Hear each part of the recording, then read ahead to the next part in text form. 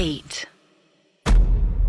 अर्श, अभी इतने सारे एपिसोड हो गए हम लोगों को बात करते करते, और जी इतने सारे हमने पैरानॉर्मल एंटिटीज के बारे में डिस्कशन किया है। तो ये बात मुझे याद है कि जब ब्रह्म राक्षस की बात हो रही थी जी तो आपने ये बोला था कि इस एंटिटी को अगर आपको हराना है तो आपके पास ब्रह्मास्त्र हो, तभी आप इस ब्रह्मास्त्र पे होगा, एग्जैक्टली तभी आप इस पे काबू कर सकते वो हैं, मर नहीं सकती किसी destroy और कर चीज सकते से। हैं। हाँ, वो मर नहीं सकती किसी भी चीज से। तो अर्श, ऐसे में आपको नहीं लगता कि बहुत ही बेसहारा लाचार टाइप का कोई इंसान हो जाएगा अगर ऐसी कोई एंटिटी उसके घर पे आ गई? मतलब यू कांट डू एनीथिंग अगर ब्रह्म राक्षस आ गया। पर राहुल, ब्रह्म राक्षस को इतना फोकस क्यों कर रहे हैं आप? आई मीन कहने का मतलब ये कि एकदम जो सबसे पावरफुल एंटिटीज की जब बात होती है, आप ब्रह्म राक्षस लें, चाहे डाकनी ले, मुंजा ले, सवाल मेरा ये है कि क्या कोई ऐसा तंत्र या ऐसी कोई विद्या है जिससे इसको खत्म ना भी अगर हम लोग कर सकें तो एटलीस्ट टाला जा सके? टाला जा सके is not the right word, but एक ऐसी गुप्त विद्या है जिसके जरिए हम इस तरह की बुरी आत्माओं को डाइवर्ट कर सकते हैं। ओके,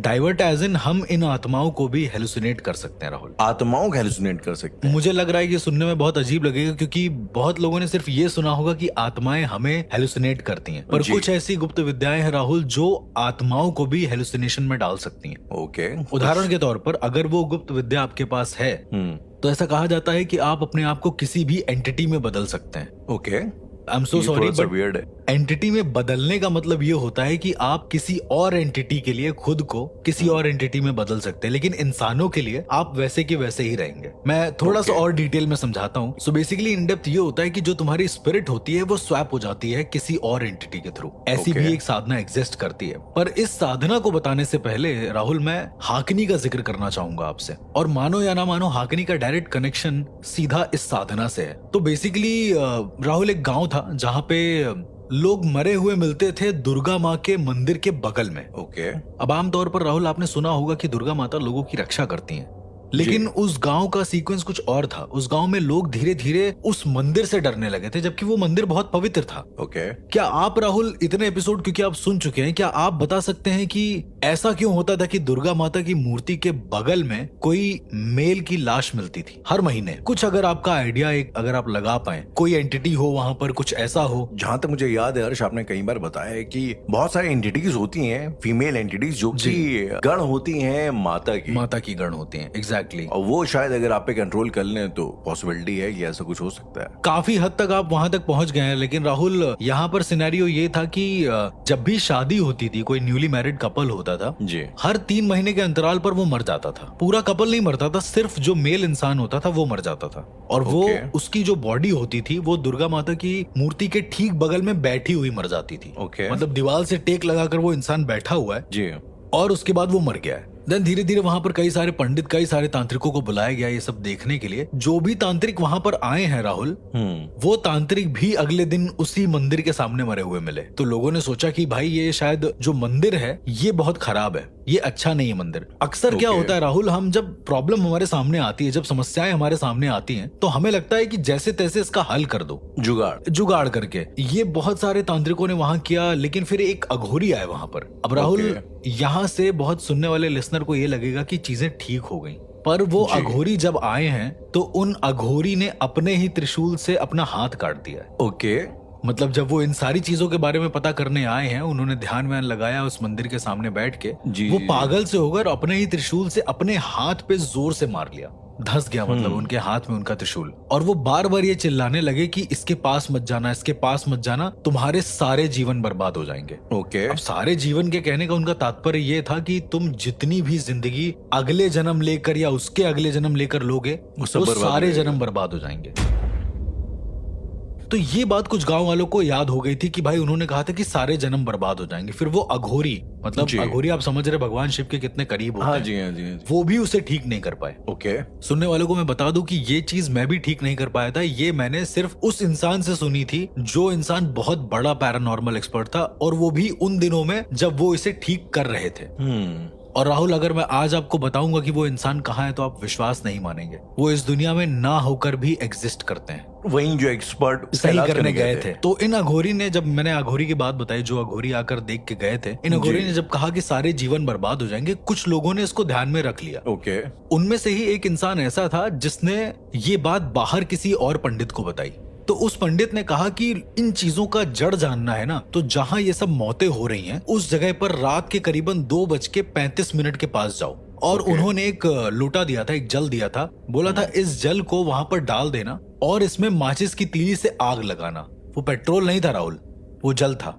उन पंडित ने बोला होगा उस आदमी को कि अगर इसमें आग लग गई तो ये समझ लेना कि इस गांव में किसी हाकनी का प्रकोप है। किसी हाकनी का प्रकोप है। एग्जैक्टली, किसी हाकनी का प्रकोप है। इससे पहले आप आगे बताएं यार, ये हाकनी क्या होता है? जैसे मैंने पहले बहुत सारी चीजों में बताया, शाकिनी, हाकिनी, तो ये शाकिनी जो होती हैं इन्हीं का एक प्रारूप होती है हाकिनी, जो माता के गढ़ों में आती हैं। शाकिनियां सारे आयामों को देख सकती हैं, तो जो हाकिनियां होते हैं राहुल, इनके पास ये पावर होती है कि ये किसी भी आयाम में जा रहे जीव को या ऊर्जा को अपने हिसाब से खत्म कर सकती हैं। अब सुनने में थोड़ा अजीब लग रहा होगा कि चीजें खत्म कर सकती हैं जी। लेकिन हाँ, इनके पास ऐसी ताकत होती है कि ये ऊर्जाओं को हमेशा के लिए नष्ट कर सकती हैं। यहाँ से जो हम लोग इतने सारे कॉन्सेप्ट सुनते आए हैं कि ऊर्जा ना कभी खत्म होती है ना कभी बनती है, शायद वो एक झूठ हो जाता है, क्योंकि हाकनियां ऊर्जाओं को पूरी तरीके से खत्म कर देती हैं, उनका अस्तित्व खत्म कर देती हैं, ऐसा कहा जाता है। ये हमेशा के लिए अस्तित्व खत्म कर देती है, इसका मतलब? अस्तित्व खत्म कर देती है राहुल, इसका मतलब ये होता है कि जिन इंसानों को भी हाकनियों ने मारा था दुर्गा माता की मूर्ति के ठीक बगल में जिनकी लाश मिलती थी जी, उनकी आत्मा ही नहीं बचती, उन्हें मोक्ष मिल जाता है।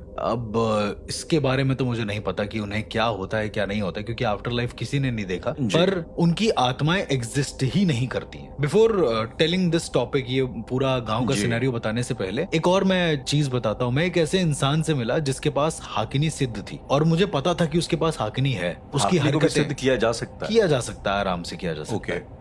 बहुत बड़े बड़े जो साधक होते हैं वो करते हैं। तो वो क्या काम करता था कि वो जब जाता था ना, और मैं पूछता था कि यहाँ पर क्या कोई आत्मा एग्जिस्ट कर रही है जी, तो वो कहता था कि यहाँ पर कुछ नहीं है। लेट सपोज एक बार हम लोग वहां गए थे जहाँ पर एक मील थी, वो जल के राख हो गई थी। मतलब एक दिन हम लोग वहां गए थे जहां पर एक मील थी और वो जल के राख हो गई थी, कई सारे मजदूर वगैरह मर गए होंगे। तो मुझे ऐसा लग रहा था कि वहां पे उनकी आत्मा होगी। स्वाभाविक सी बात यह कि होनी चाहिए, क्योंकि जाहिर सी बात है, बेटाइम मरे हैं और कुछ भी हो सकता है। जब मैंने उसको पूछा तो उसने कहा कि कोई बात नहीं, कल तक ये सारी आत्माएं यहाँ एग्जिस्ट करेंगी ही नहीं। मुझे लगा ऐसे ही मजाक में बोल रहा होगा, लेकिन अगले दिन राहुल, क्योंकि उसके एक दिन पहले जिस दिन मैं उसके साथ गया था, उस दिन मुझे आभास हो रहा था कि यहाँ पर कई सारी आत्माएं हैं। लेकिन on the very next day जब मैं वहां गया हूँ, क्योंकि वो एक रात वहां पे रुका था जी, जब मैं वहां पहुंचा हूँ तो देखा कोई भी आत्मा नहीं है।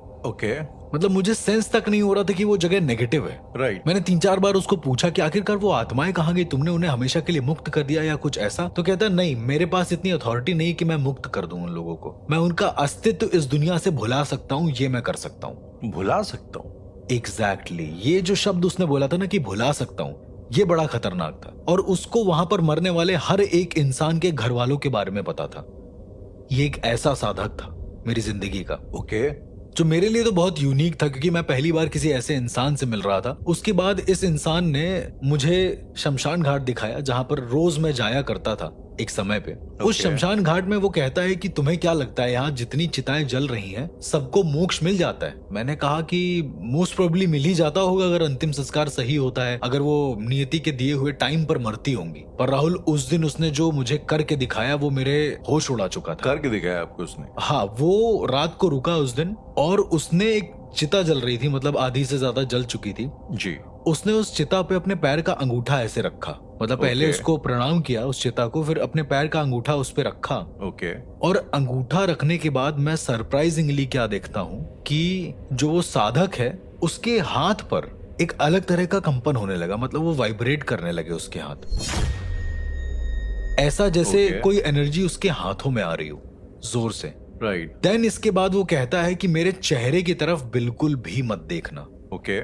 मैं समझा नहीं कि वो ऐसा क्यों कह रहा है, पर जब मैंने उसका हाथ पकड़ा है, क्योंकि वो वाइब्रेट कर रहा था जी, तो मैंने क्या देखा है कि मुझे उसी का अक्स उसके हाथों में दिख रहा है। एक मिनट, आपको उसका अक्स उसके हाथों में दिख रहा है? मुझे ऐसा लगा। क्या मायने? इसके मायने कि वो हाथ उसका मिरर टाइप का बन गया है, कुछ ऐसा। मुझे उसका फेस दिख रहा था इसमें। अच्छा, ओके। और मेरे लिए बड़ा यूनिक था, ये बड़ा ही शॉकिंग था कि ये कैसे हो सकता है। जी, ऑफ कोर्स, क्वाइट शॉकिंग। उसने बोला कि दर्पण साधना में ऐसा ही होता है। दर्पण साधना? अब मैं उससे कुछ पूछता उससे पहले वो एक जोर से चीख उसने मारी और उसके बाद वो बेहोश हो गया। जब उसको होश आया है तो मैंने उसको पूछा है कि क्या हुआ, तो उसने कहा कोई बात नहीं, जो वो लड़का था उसको इस दुनिया से मुक्ति मिल गई है। मैंने कहा यानी कि मोक्ष? यही सवाल जी। आता है पहले। वो कहता है Exactly. नहीं, उसको इस दुनिया से उन्होंने मुक्ति दिला दी है। उसने नाम भी नहीं बताया किन्होंने? किन्होंने।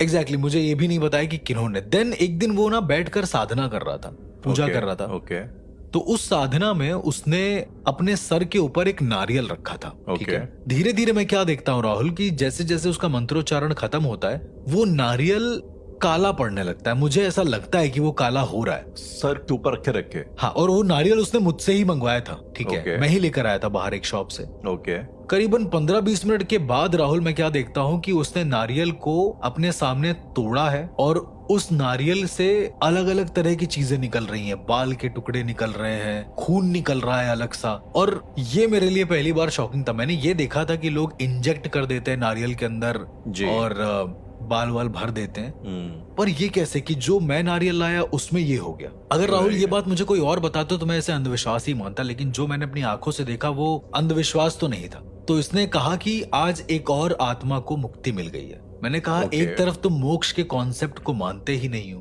कहते हो कि मोक्ष नहीं मिला है। वो एक्चुअली राहुल वो मोक्ष के कॉन्सेप्ट को मानता ही नहीं था। तो ये किस किस्म की मुक्ति दे रहा था उन आत्माओं को? ये मुझे उसके जाने के बाद पता चला। जब मैंने अपने गुरु से ये सारे सवाल करे तो मेरे गुरु ने कहा कि उसके पास हाकिनी होगी। मैं समझ नहीं पाया कि हाकिनी और आत्माओं का क्या ताल्लुक है। तो कहते हैं जिस तरह से शाकनियां आत्माओं को एक आयाम से दूसरे आयाम तक पहुंचाने में मदद करती हैं, जैसे मैंने आपको बताया था, हाँ जी। उसी तरीके से हाकनियां जो होती हैं ये क्या काम करती हैं कि ये आपकी ऊर्जाओं को कितना जाना चाहिए या कितना नहीं जाना चाहिए वो मेजरमेंट देखती हैं, वो गाइड करती हैं। एग्जैक्टली। तो मैंने मेरे गुरु से पूछा कि आखिरकार गुरुजी ये बताइए कि वो आत्माओं का करता क्या है, वो जा जाके क्या सबको मुक्ति दे रहा है? तो उसने कहा नहीं, हाकनियां ऐसा करके अपनी ऊर्जाएं बढ़ाती हैं। मतलब वो हाकनी उन आत्माओं की ऊर्जा ले करके अपनी ऊर्जा को बढ़ा रही थी, अपनी ऊर्जा को बढ़ा रही थी। तो वो उन्हें मुक्ति कैसे मिल रही थी? अब उसका कॉन्सेप्ट ये था कि उन्हें मुक्ति मिल रही है, लेकिन एक्चुअली में उन्हें मुक्ति नहीं मिलती है। ओके। तो क्योंकि बेसिकली वो जो साधक था उसका मानना ये था कि अगर हाकनियों के पास जाएगा इंसान तो उसको मोक्ष मिलेगा, ऊपर जाएगा तो कोई मोक्ष एग्जिस्ट नहीं करता है। वो मोक्ष के कॉन्सेप्ट को बिल्कुल डिनाई करता था। तो कुल मिला के जो आत्माएं थी वो उस हाकनी के अंदर ही प्रवेश कर जाती थी, प्रवेश कर जाती थी, उस सिद्धि के अंदर प्रवेश कर जाती थी, सिद्धि के अंदर प्रवेश कर जाती। अब बैक टू ये गांव वाला टॉपिक जहाँ पे मैंने बताया कि ये इंसानों की लाशें मिलती थी जी। इस गांव की बैक स्टोरी राहुल ये थी कि एक आदमी था जो वशीकरण में बहुत ज्यादा एक्सपर्ट था।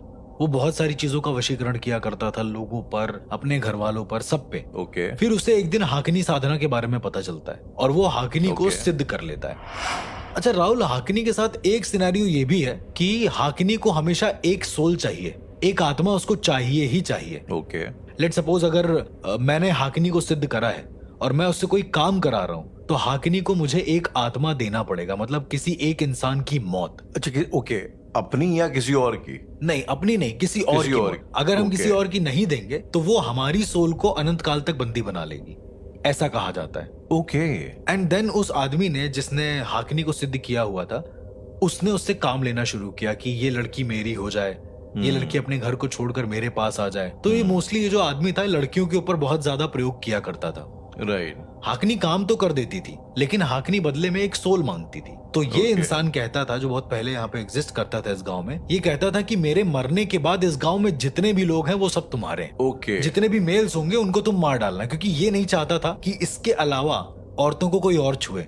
मतलब ये काफी बेकार किस्म का इंसान था। देन शायद ये वचन लिया होगा उसने हाकिनी से। ओके। और उसने फिर अपनी साधनाएं शुरू कर दी, लोग वश में होने लगे। देन एक दिन क्या हुआ राहुल कि इस आदमी की जो पत्नी थी, इसकी पत्नी होने के बावजूद भी ये सब काम करता था, उसने इसकी हाकिनी साधना में कुछ खलल डाल दी। उसे समझ में आ गया था कि हाकिनी साधना ये कुछ तो कुछ साधना कर रहा है, उसकी पत्नी को ज्यादा कुछ नहीं पता था। ओके। पर उसकी पत्नी ने एक फिक्स नक्षत्र में आकर, मतलब जब ग्रह एक साथ होते हैं और रोहिणी और पुलका नक्षत्र, कई सारे नक्षत्र जब एक साथ एक सीध में आते हैं, उस नक्षत्र में इस आदमी को टोक दिया कि क्या तुम ये हाकिनी साधना कर रहे हो। और जब ये इस इंसान को टोका है तो राहुल आप विश्वास नहीं मानोगे, उस इंसान की वहीं पे मौत हो गई है।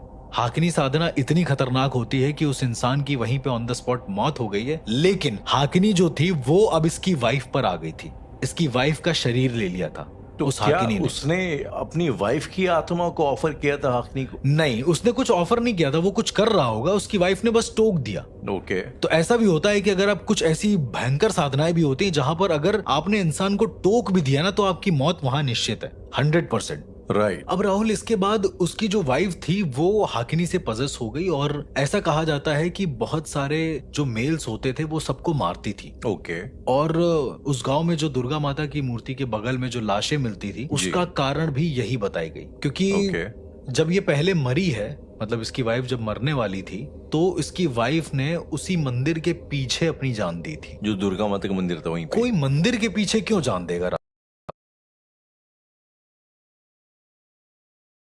राहुल, जरा ये सोचिए। और एक जो सबसे डरावनी बात थी उसके जान देने में वो ये थी कि उसने अपने पूरे सर में सिंदूर भर रखा था। ओके। और अपने हाथों में प्रॉपर आलता जो होता है लगाया जाता है रेड कलर का, वो और पूरे मांग में सिंदूर भर के रखा था और वहीं पर मौत हो गई थी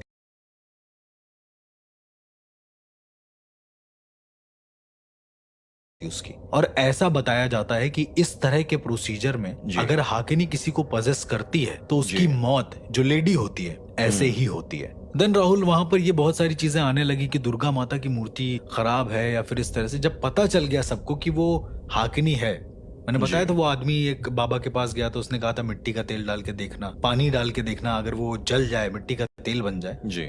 जब पता चल गया सबको कि वहां पर हाकिनी है तो अब इस हाकिनी को भगाने का उनके पास कोई नियम नहीं था कि कैसे भगाएंगे। कई लोगों ने कई सारे हथकंडे आजमाए कि इस तरह से करते हैं या ऐसा करते हैं। फिर वहां पर राहुल आते हैं, एक बहुत अच्छे पैरानॉर्मल एक्सपर्ट एंट्री होती है। मैं नाम नहीं ले सकता उनका, I'm so sorry, आप जानते क्योंकि थे उन्हें? मैं जानता था उनको, बहुत प्यारे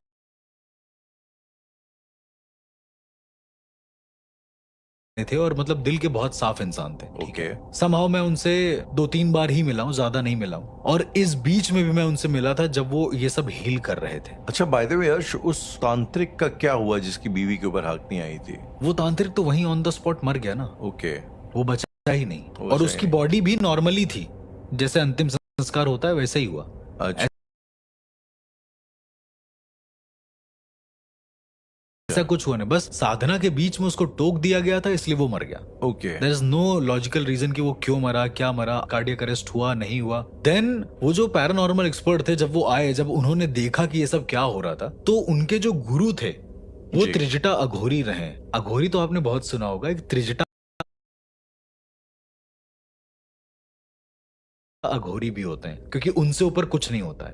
अवधूत या कुलावधूत होते हैं, उनकी 3 जटाएं होती हैं बेसिकली। वो ऐसे वो नाम सही लग रहे थे। हाँ, त्रिजटा अघोरी। तो ये जो पैरानॉर्मल एक्सपर्ट थे बड़े ही सभ्य थे, मतलब ये ना चीजों को बहुत ऑब्जर्व करते हैं पहले, देन उसको चीजें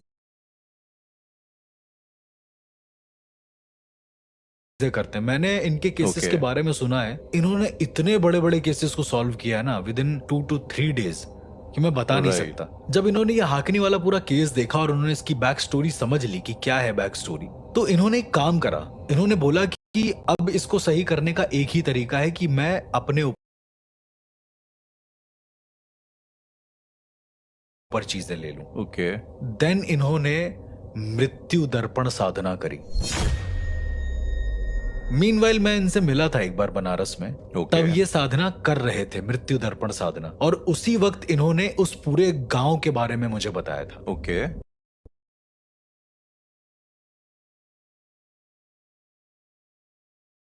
आपको पता था इस गांव के बारे में? हाँ, नहीं, मेरे को पहले से नहीं पता था, इन्होंने ही पूरा बताया, एक एक डिटेल इन्होंने बताई जो मैंने इस एपिसोड में आपको बताई है। राइट। देन इन्होंने कहा कि जब ये साधना कंप्लीट हो जाएगी मेरी, तब मैं जाऊंगा वहां पर और उस हाकिनी को हमेशा के लिए खत्म कर दूंगा। मैं समझ नहीं पाया, मैंने उनको पूछा, मैंने कहा बाबा आप हाकिनी को खत्म कैसे करोगे? जो माता की गढ़ है, हम इंसान इतने छोटे प्राणी हैं, हम लोग कैसे खत्म कर सकते हैं? जी।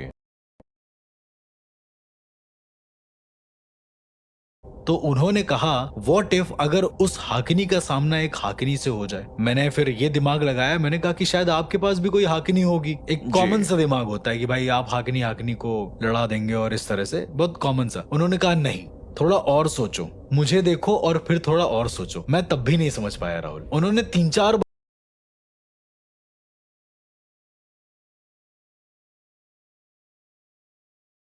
बार मुझसे बोला मतलब अपनी फिंगर अपने ऊपर पॉइंट करी और बोला पहले मुझे देख लो पूरा। मैंने कहा देखा। बोल रहे अब सोचो। मैं नहीं समझ पाया। फिर वो जी। अपना साधना वगैरह करके चले गए। हम लोगों ने कुछ समोसे वगैरह खाए, वहां पे बहुत फेमस थे। देन वो चले गए। जाने के बाद मुझे करीबन 1 साल बाद याद आया कि ऐसा एक गांव है, चलो वहां चल के देखते हैं, शायद बाबा ने अब तो सब सही कर दिया होगा। राइट। राहुल, आप विश्वास नहीं मानेंगे, जब उस गांव में मैं एंटर करा हूं, मेरे रोंगटे खड़े हो गए पूरी तरीके से। ओके। ऐसा लग रहा था कि जैसे कोई बहुत भयंकर एनर्जी यहाँ पर एग्जिस्ट कर रही है। मैं जब उस Okay. गांव में गया, मैंने पूछा कि क्या आप वो बाबा को जानते हैं जो यहाँ पर भूत भगाने के लिए आए थे, हाकिनी को सही करने के लिए आए थे? जी। तो कहते हैं अरे अरे उनका नाम मत लो। मैंने कहा नाम मत लो, कुछ क्यों? गलत करके चले गए हैं क्या? तो उस इंसान ने डायरेक्ट मेरे को एक मंदिर के सामने ले जाके खड़ा कर दिया। वहीं दुर्गा माता का मंदिर? नहीं नहीं, एक दूसरे मंदिर के सामने। वो मंदिर तो खत्म हो गया, दुर्गा माता का मंदिर कब Okay. से हट गया। ओके। पर उन्होंने जिस मंदिर के सामने ले जाके खड़ा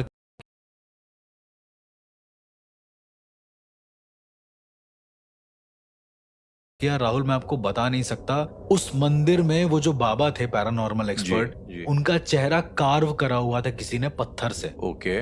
पत्थर से? पत्थर से कार्व किया हुआ था पूरा पूरा, मतलब ओरिजिनल चेहरा नहीं था, वो पत्थर था, उसको कार्व किया हुआ था। अच्छा। ओके। हाँ, और वो एक प्रॉपर मंदिर बना हुआ था और वो उसको पूजते थे और इसका नाम दिया हुआ था इन्होंने ब्रह्मदेव, कि ये ब्रह्मदेव का मंदिर है, यही हमें हाकिनी से बचाएंगे। मैंने कहा नहीं, ये ब्रह्मदेव नहीं हो सकते, ये यहाँ पर आए थे सही कराने। फिर वहां के गांव के कुछ बड़े बुजुर्ग थे, उन्होंने मुझे बताया कि ये यहाँ पर सही करने तो आए थे, पर हाकिनी से लड़ते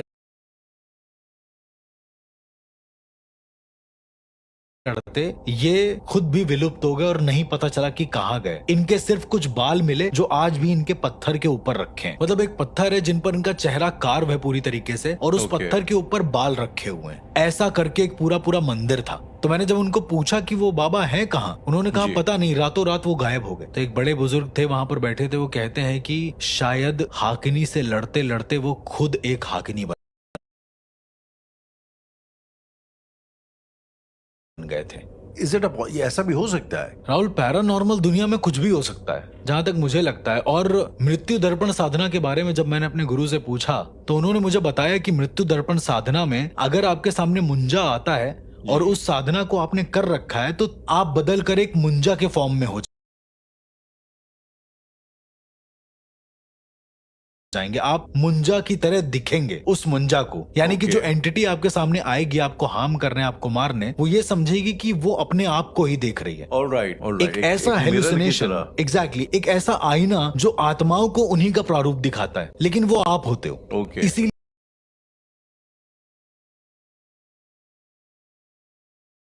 इसको मृत्यु दर्पण साधना बोलते हैं, कि मतलब तुम्हारी मौत हो चुकी है और तुम्हारे अंदर हजारों एंटिटीज हैं जो मिरर की फॉर्म में एग्जिस्ट करती हैं। तो अगर तुम्हारे सामने कभी भी मुंजा आता है, इवन ब्रह्म राक्षस आता है, तो तुम खुद की एंटिटी को परिवर्तित करके ब्रह्म राक्षस में बदल सकते हो फॉर सम टाइम। लेकिन आम इंसानों को वो नॉर्मल ही लगेगा, आत्माओं को हेलुसिनेशन होगा। तो ये इस तरह की साधना थी मृत्यु दर्पण साधना, जो शायद मैं कभी अपनी जिंदगी में नहीं भूल सकता और ना ही कभी करने की सोचूंगा भी। अर्श, ये जो आपने अभी स्टोरी सुनाई जिसमें जो तांत्रिक थे उनकी वाइफ के ऊपर ये हुआ, उसके बाद उनकी डेथ हो गई। अक्सर जब हम लोग कहानियां डिस्कस करते हैं तो रियलाइज होता है कि कई बार इस तरीके की जो इनोसेंट लोग होते हैं, बेला वजह जो है वो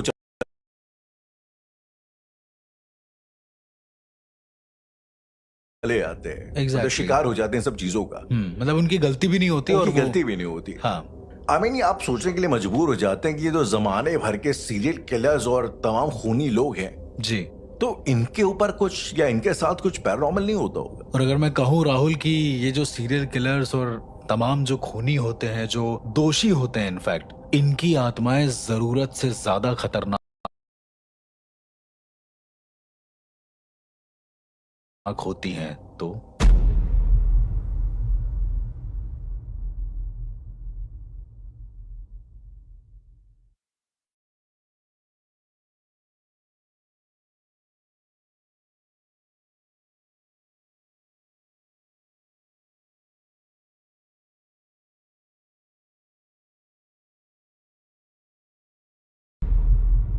अर्श, मुझे लगता है कि थ्रिलर्स और जो भी इस किस्म की नॉवेल्स या मूवीज या कुछ भी होती हैं, जो जॉनर होता है जो थ्रिलर, जॉनरा होता है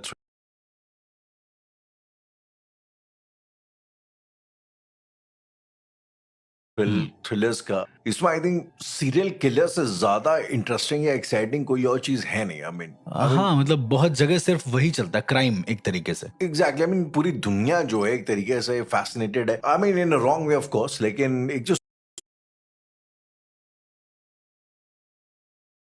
सीरियल किलर्स का जो माइंडसेट होता है उस चीज को लेके, आई मीन अब हर अपराध का कोई ना कोई जस्टिफिकेशन दे सकते हो। आप ये कह सकते हो यार कि जो टेररिस्ट है उसकी एक आइडियोलॉजी है जिसके लिए वो फाइट कर रहा है। एग्जैक्टली आप कह सकते हो अगर कोई चोर है बेचारा भूखा है इसके लिए कर रहा है, जो भी है। लेकिन एक सीरियल किलर या एक सीरियल रेपिस्ट, जो इस किस्म के लोग होते हैं, इनको लेकर आपको समाज के किसी भी वर्ग में कोई सहानुभूति वगैरह मिलती नहीं। एग्जैक्टली पॉइंट है ये। एंड इट्स नॉट जस्ट कि ये इंटरनेशनली ही सीरियल किलर्स रहे हैं और इंडिया क्योंकि शांति प्रिय देश है, हमारे यहाँ सीरियल किलर्स नहीं है। It's very bizarre to know the fact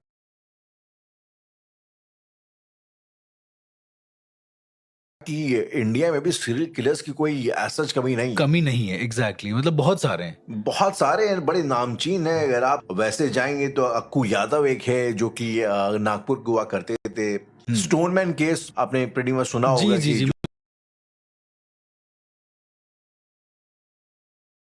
मैंने सुना है, but to be very honest Rahul, मतलब ये एक फैक्ट की बात है अपार्ट फ्रॉम पैरानॉर्मल, क्योंकि मैं बहुत सारे ऐसे केसेस से भी जुड़ गया हूं जहां पर सीरियल किलर्स का इन्वॉल्वमेंट है। But I just want to know कि आपको क्या पता है सीरियल किलर्स के बारे में, और किस हद तक आपने एक जो उनकी साइकोनेस होती है वो महसूस करिए या देखिए या सुनिए एक तरीके से। देखिए, मेरा क्योंकि ऑनेस्टली मेरा बहुत ज्यादा इंटरेस्ट रहता है क्रिमिनल साइकोलॉजी में और सीरियल किलर्स में खास तौर पे, तो जहां तक मैंने रियलाइज किया है तो कुछ एक चाइल्डहुड ट्रॉमा होता है जो बाद में अनचेक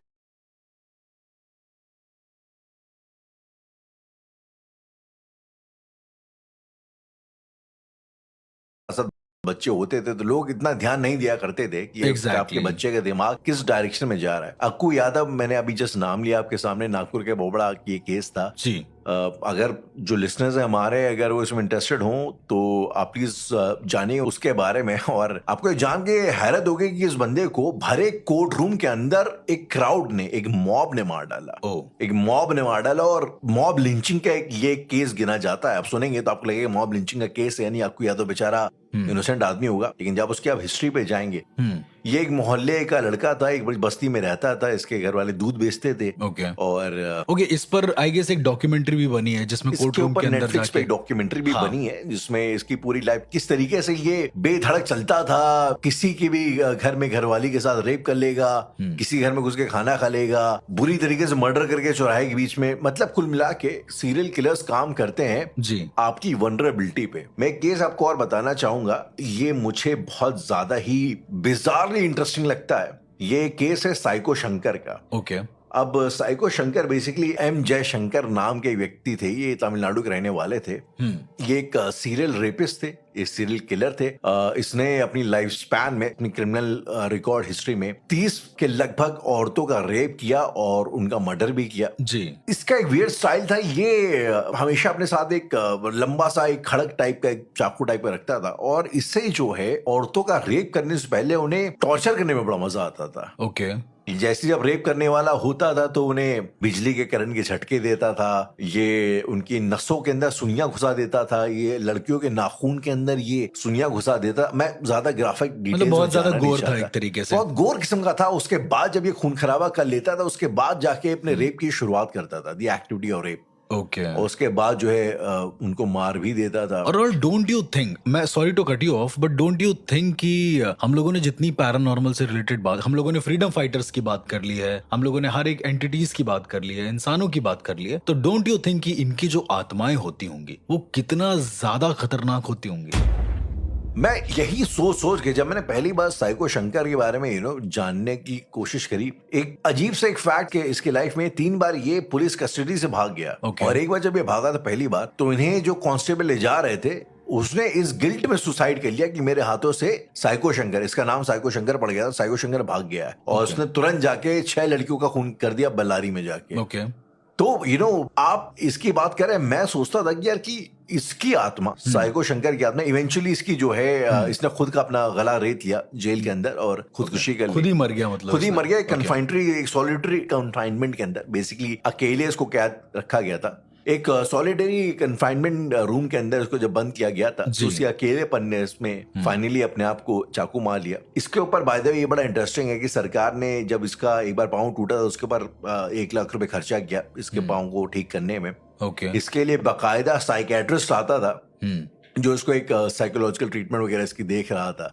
तो मतलब सरकार ने अपनी तरफ से सारी जो है सहूलतें प्रोवाइड करी ताकि ये जो है सुधार के रास्ते पाए। अक्सर अनफॉर्चुनेटली क्रिमिनल्स को बहुत ज्यादा खर्चा होता है हम जैसे टैक्स पेयर्स के पैसे का। बट रिगार्डलेस मैं सोचता ये था कि यार चाहे ये हो गया, चाहे वो निर्भया वाले केस में जो रेपिस्ट थे जी राम और वो जो जिन्होंने अपने आप को फांसी लगा ली थी, तो इस किस्म के जो लोग होते हैं जिनको, अच्छा इंटरेस्टिंग बात ये है यहाँ पे कि फिर चाहे निर्भया के रेपिस्ट हो या चाहे ये हो, जेल के जो बाकी लोग होते हैं वो भी रेपिस्ट लोगों से सबसे ज्यादा नफरत करते हैं। तो अगर कोई पॉलिटिकल क्रिमिनल वगैरह है, कोई दादा है, उसको पता लगता है उसके साथ में रेपिस्ट है, तो ये उसको हर तरीके से मेंटल टॉर्चर करते हैं। हाँ, अगर ऐसा लगता हो कि जेल टाइम इनके लिए बहुत सही रहता होगा, ऐसा होता नहीं in reality. And this is one bizarre happiness जो एक आम इंसान को मिल सकती है कि ऐसे लोगों को जेल के अंदर भी खुशी मिलती है नहीं है, इस करके इन्हें अकेले बंद वगैरह किया जाता है। उसे अकेलेपन ने बड़ी ही खराब और बड़े डरावने हालातों में इसने अपनी खुदकुशी कर दी। और मैं वहीं से ये ख्याल मेरे जहन में आया कि यार जब हम लोग इतने लोगों की आत्माओं के बारे में, अच्छे लोग कई बार जो है किसी वजहों से खत्म हो जाते हैं, उनकी आत्माएं भटकती हैं, तो इसके जैसे घटिया और बिग बीमार मानसिकता के लोग, उनका क्या होता होगा या चाहे आपको याद है वो जिसको 40-50 लोगों ने इकट्ठे बेरहमी से, बड़ी बेदर्दी से एक कोर्ट रूम के अंदर मार दिया, तो इनकी आत्माओं के साथ क्या होता होगा। आज मैं राहुल आपको एक ऐसी एंटिटी के बारे में बताने जा रहा हूँ जो ना आज तक कभी किसी ने सुनी होगी, ना ही इसका कभी किसी ने जिक्र सुना होगा। और इस एंटिटी का नाम है मृत्यु प्रेत। मृत्यु प्रेत, प्रेत एक्चुअली मरे होते हैं, पर इस एंटिटी का नाम है मृत्यु प्रेत। ओके। एंटिटी मोर ओवर ये एक डीटी है। अच्छा। कई सारे ऐसे गांव हैं जहां पर इनका मंदिर बना हुआ है। अब मैं आपको बताता हूं इनसे जुड़ी हुई एक कहानी। और आप सोच रहे होंगे कि मृत्यु प्रेत से ये सीरियल किलर का क्या मतलब कनेक्शन है। राइट। तो राहुल मैं आपको एक बात बताता हूं कि एक परिवार था, उस परिवार में जो पति, बच्चे और उसकी पत्नी, 3 लोग थे। तो जो पति था वो धीरे धीरे गलत कामों में चला गया था। वो धीरे धीरे गैंगस्टर बनने लगा और ड्रग्स की डीलिंग करने लगा। इनफैक्ट ये सब चीजें, यहाँ तक उसकी ये नौबत आ गई कि वो मर्डर भी करने लगा था लोगों के, सुपारी लेकर मर्डर करना। ये मुंबई की बात है। ठीक है। देन क्या हुआ कि आमतौर पर मुंबई में आपने शूट आउट एट वडाला और ये सारी चीजें बहुत सुनी होगी, मान्या सुरवे वगैरह की कहानी जी बिल्कुल, जो की है। तो ये आदमी ने, ऐसा कहा गया है कि एक गैंग ज्वाइन करी और ज्वाइन करने के बाद इसने लोगों को मारना शुरू कर दिया एक तरीके से। अब क्या हुआ कि एक ऐसा मूवमेंट आया जहां पर ये बंद हो गया जेल में। अच्छा, जेल ऐसी जगह है राहुल जहां पर कई सारे लोग होते हैं, अलग अलग किस्म के लोग होते हैं, अलग अलग मेंटालिटी के लोग होते हैं। Right, don't you think Rahul, jail में कुछ ऐसे भी लोग होते हैं जो बेवजह फंस जाते हैं। बहुत लोग ऐसे बहुत सारे होते हैं। राइट। और कुछ ऐसे होते हैं जो बहुत ही वाहियात क्राइम कर चुके होते हैं। तो इस इंसान ने ऑलरेडी मार रखा था। ये इंसान जाता है वहां पे जेल में। ओके। जेल में जाने के बाद ये लोगों से मिलता है, जो भी होता है। इसकी फैमिली के साथ हादसे होने शुरू हो जाते हैं, बड़े अजीब अजीब किस्म के। ओके। किस किस्म के हादसे? तो इसकी फैमिली में जो इसकी वाइफ होती है ये काफी खूबसूरत होती है और इसकी जो बच्ची होती है थोड़ी धीरे धीरे बड़ी हो रही होती है। तो किसी तरीके से उसका पालन पोषण करना थोड़ा मुश्किल हो जाता है। ओके। तो इसकी वाइफ पर बहुत लोग गंदी नजर मारते हैं कि मतलब बहुत जैसी सोसाइटी होती है उस तरह से। तो वो चौल में रहती है, तो वो बड़ी बच के रहती थी उस समय पे। देन क्या होता था कि ये पूजा पाठ बड़ा अच्छा करती थी, इसकी जो वाइफ थी। अब इसकी वाइफ का एक ये मानना था कि हमारे पति ने खून जरूर किया होगा लेकिन उसको फांसी नहीं होनी चाहिए। उसका अपना एक व्यू ये था। क्योंकि जिसका भी खून किया था राहुल, उसके पति ने, वो कोई और गैंग का इंसान था, वो किसी नॉर्मल इंसानों का खून नहीं करता था। सिनेरियो ये था। देन राहुल क्या हुआ कि खून तो खून होता है। थोड़े दिनों में इसकी वाइफ को ये लगने लगा कि कोई ऐसा इंसान है जो उसका दरवाजा खटखटाता है। सेम वैसे ही जैसे इसका पति अंदर आता है वैसे ही इसके घर में आता है, बैठता है, खाने के लिए कुछ मांगता है।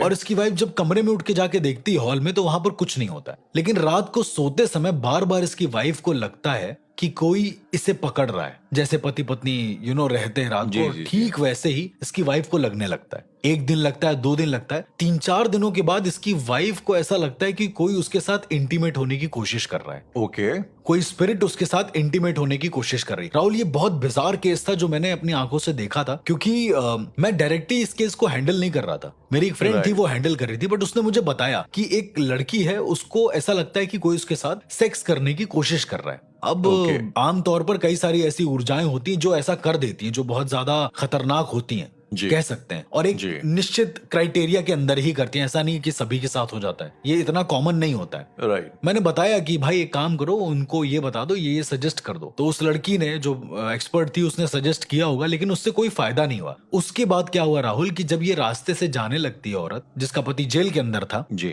उस पर जब कोई गंदी नजर मारता ना, तो अचानक से क्या होता कि वो जो इंसान था जो गंदी नजर मारता, उसकी आंखें बंद हो जाती परमानेंटली। मरता नहीं वो इंसान, उसकी देखने की शक्ति चली जाती है? नहीं, शक्ति नहीं जाती। यही तो मैं आपसे बता रहा हूँ कि वो इंसान जब अगले दिन सोता अपने घर में जाके, या उसी दिन सोता जाके जी, तो दोबारा आंख खोल नहीं पाता। मतलब उसकी पलकें चिपक जाती हैं एक तरीके से। आपने देखा होगा, मतलब कई बार हम लोगों के साथ भी ऐसा होता है, जब आंख आ जाती है तो पानी निकल जाता है और एकदम आंखें चिपक जाती है, लेकिन उसकी आंखें बिना ऐसे चिपक जाती थी। जितने भी लोगों ने उसकी वाइफ पर गलत नजर डालने की कोशिश करी है। ओके। अब ये बड़ा यूनिक था कि ऐसे कैसे, और इंसान अल्टीमेटली जिसके साथ ऐसा होता था, जिसकी आंखें चिपकती थी, वो कुछ दिनों बाद मौत को प्राप्त हो जाता था। कैसे किसी को नहीं पता। इस बीच में जब इसकी वाइफ जेल जाती थी मिलने के लिए, तो देखती थी कि इसका जो पति है जब इससे मिलने आता है तो अपनी आंखों पर पट्टी बांध के आता है। तो इसकी तो उसकी वाइफ ने पूछा कि क्या हो गया आंखों में, तो उसके पति ने बोला कि मुझे किसी और को देखने से घिन आ रही है, इसलिए मैं अपनी आंखों पर पट्टी बांध लेता हूँ, मुझे शर्म आ रही है खुद पर। इसने ऐसा एक लॉजिक दिया। ये तो हुई जेल के बाहर की बात, जहां पर ये दोनों मिलते थे। लेकिन इसी इंसान के साथ एक और इंसान था जो जेल से छूटा था उसके 2-3 दिन बाद। वो इंसान वापस से इनके घर आता है, इसी इंसान के घर में आता है जी, जो जेल में इसका दोस्त बन जाता है एक तरीके से, और इसकी वाइफ को वो बताता है जो सुनकर इसकी वाइफ दंग रह जाती है। इसकी वाइफ को ये बोलता है कि रात के समय पता नहीं ये क्या करता था, थोड़े दिन तक तो सब कुछ ठीक रहा जी, 3-4 दोस्त थे, लेकिन ये एक इंसान के साथ बैठा रहता था परमानेंट, कुछ ना कुछ बात किया करता था। वो इंसान की तो छुट्टी हो गई, वो इंसान तो चला गया। कोई तीसरा इंसान होगा, वो तो चला गया, लेकिन असल में इंसान था। हाँ, लेकिन इस जेल से छूटे हुए इंसान ने बताया कि जो तुम्हारा पति है वो रात के अंधेरे में अपनी पलकें बहुत तेजी तेजी झपकाता था। जेल के अंदर की बात है राहुल ये। उसकी वाइफ ने बोला कि पलकें झपकाना मतलब, तो राहुल उसने बताया कि वो पलकें इतनी तेज झपकती थी कि पलकों में से आवाज आती थी झपकने की, इतनी स्पीड में झपकाता था वो पलकें। और ये करने के बाद जब उससे कोई पूछता था कि क्या कर रहे हो, तो वो उस सामने वाले इंसान के घर के बारे में सब कुछ बता देता था कि तुम्हारे घर में नीले रंग का गमला है, या फिर इस तरह की चीजें रखी हुई हैं, तुम्हारे घर की दीवार इस तरह की है, वो सब कुछ बता देता था। तो फिर इसके पत्नी ने पूछा कि आखिरकार मतलब आप कहना क्या चाहते हैं। तो इस इंसान ने बोला कि तुम्हारा पति किसी तरह के तांत्रिक क्रिया में उलझा हुआ है, वहां पर जेल के अंदर भी। Can you believe it Rahul, की जेल के अंदर भी ये चीजें हो सकती हैं, पर हो रही थी। उसने किसी ऐसी तरह की साधना को अंजाम दिया था कि वो एक जगह पर बैठे बैठे कई जगह हो सकता था। नॉट ब्रह्मांड भेदन, वैसा नहीं, ये कुछ और था। राहुल, आपको याद होगा हमारे इंडियन पैरानॉर्मल पॉडकास्ट की शुरुआत में हमने आपको डिफाइन किया था कि भूत प्रेत पिशाच क्या होते हैं, राइट? कि भूत जो होते हैं वो अपना एहसास नहीं करा पाते, पर जो प्रेत होते हैं वो एहसास करा सकते हैं, वो आपको छू सकते हैं और आपको लगेगा कि उन्होंने छुआ है। खैर, काफी दिन बीते, इस इंसान को बेल मिली।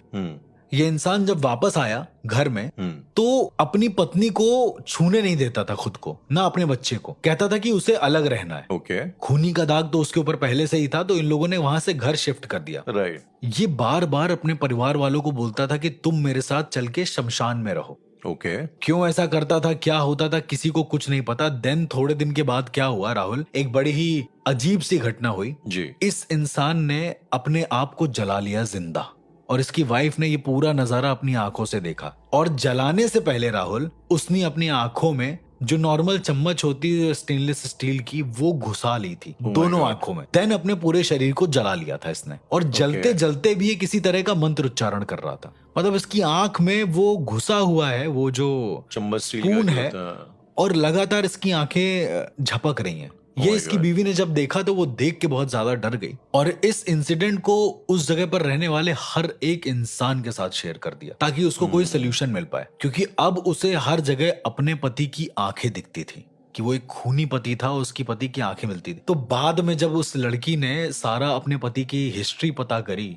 तो ये पता चला कि उसने जितने भी लोगों को मारा था, भले ही वो गैंगस्टर क्यों ना हो, उन सबकी आंखों में उसने गोली मारी थी। ओके। अब इसके पीछे का लॉजिक मुझे भी आज तक नहीं समझ में आया, लेकिन इसी वजह से उसकी वाइफ को सिर्फ आंखें दिखती थी बार बार। और ये जो आंखों का सिनेरियो था ये एंड मोमेंट तक किसी को भी नहीं समझ में आया। अंत में उसकी वाइफ जो है अभी भी इनफैक्ट राहुल वो बालाजी जाती हैं अपनी बच्चे के साथ में ताकि उनके साथ सब कुछ ठीक रहे, लेकिन ये किसी को नहीं पता चला कि वो जेल में किस इंसान से मिला, उस इंसान ने क्या साधना करी थी, इसको क्या साधना दी, इसको क्या साधना दी जिसके जरिए वो अपनी बीवी को छू सकता था, समझ सकता था, एहसास करा सकता था। इवन ये साधना राहुल इतनी खतरनाक थी कि वो उसकी बीवी को कोई भी अगर गलत नजरों से देखता था तो उसकी पलकें बंद करवा सकता था। तो इस तरह की भी एक साधना एग्जिस्ट करती थी। मुझे बाद में पता चला कि हाँ ऐसी भी कोई साधना है। जब मैंने अपने गुरु से पूछा कि इसको क्या बोलते हैं तो उसने कहा कि इसमें एक प्रेत में अपनी आत्मा को हमेशा के लिए बसा लेते हैं, जिसे हम लोग मृत्यु प्रेत बोलते हैं। लेकिन उस गैंगस्टर के पास इतनी तांत्रिक नॉलेज आई कहां से हर्ष? एग्जैक्टली वही मेरा एक सवाल था कि वो उसको आखिर मिला कहां से, क्योंकि वो जेल में करीबन 3-4 साल से था। तो 3-4 साल से भी था।